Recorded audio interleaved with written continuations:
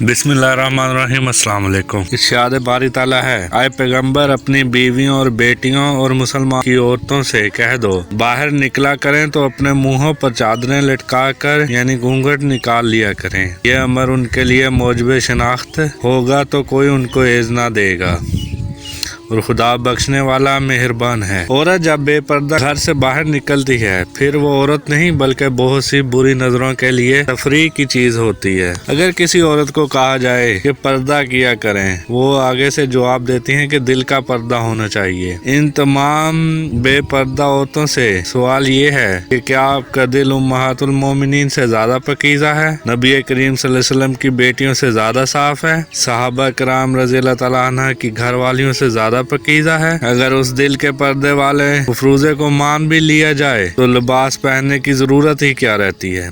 फिर लिबास के बगैर भी तो दिल का पर्दा हो सकता है।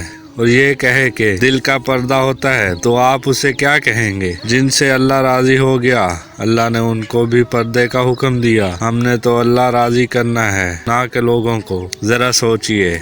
मेरे चैनल को सब्सक्राइब करें, वीडियो को लाइक करें और ज़्यादा से ज़्यादा शेयर करें।